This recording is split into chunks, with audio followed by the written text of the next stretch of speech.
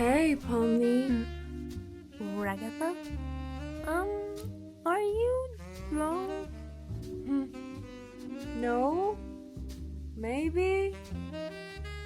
This is where we left off last episode, and trust me, if you're here for the Ragapom drama, get some popcorn. Also, the voice acting in this episode was done by me and my girlfriend, and we are not professional voice actors. This was just to make the episode more fun and interesting, so I apologize for there being any major errors. Also, this part is a bit shorter, but it's a lot more juicier, and also there is a sneak peek for part 3 in this one, so look out for it. Ragatha looks distressed, a bit drunk and sad. So naturally, Pomni gets worried and asks her what's wrong. She doesn't want to talk about it at first and says things like, "Nothing, I just wanted to stop by and see you." Pomni can't tell that's an obvious lie, so she persists and says, "You're at my studio at 2 in the morning." Ragatha is a bit annoyed and replies by, I'm fine. It's just my parents called. Again. And I don't want to dump all this on you really, but it was stupid. Oh, I'm sorry. What happened? They were asking me about the future again. What kind of future? You know, marriage, kids, a husband. They keep asking me if I've met a guy yet.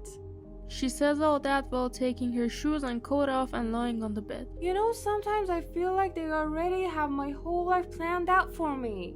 Pomni just sits there and listens.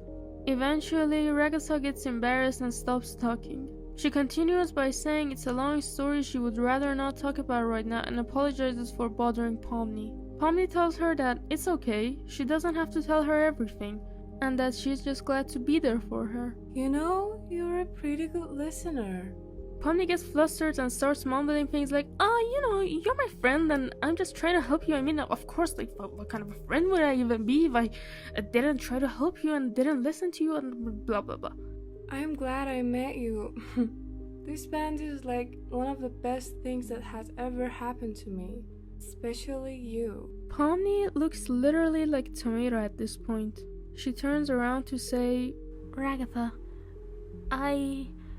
She sees that Ragatha has already fallen asleep. Never mind.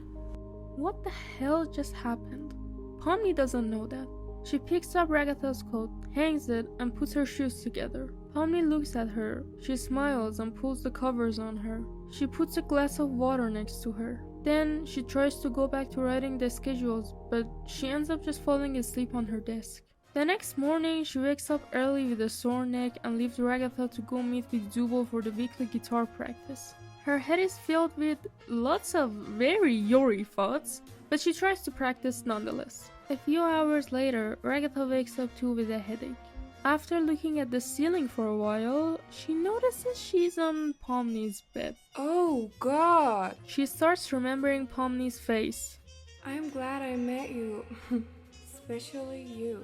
She leaves quickly and goes home that day. Oh no. Did I ruin everything? All she can recall is taking her coat off and looking at Pomni and telling her she's special to her. Later, Pomni approaches her and asks if she's okay. Pomni? About last night. You don't remember?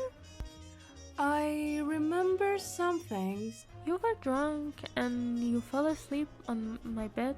That's it? Yeah, that's it. Ragatha is relieved to know that was it. But she can still remember the conversation they had. Some parts of it at least. She opened up too much, and she shared her feelings.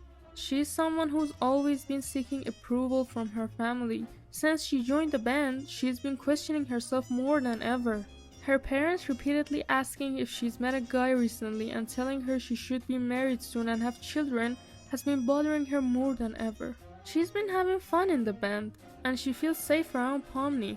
Well, that's all she's sure about for now. But she's also scared to ruin things even more. She almost did anyway. She doesn't know how Pomni feels about her. So she just starts avoiding her because she doesn't want to make things more awkward.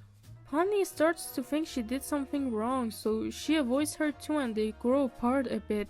But she eventually builds up the courage to go and confront Ragatha about what's been going on between them. Did I do something? Huh? What do you mean? You've been avoiding me, like, a lot. No, I haven't. Okay, maybe a bit. But why? I'm embarrassed. About what?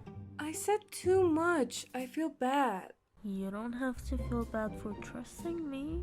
That's not the point. Then what is the point? I don't want things to be weird between us. They don't have to be. You don't know that. I just don't want you to think differently of me. I don't.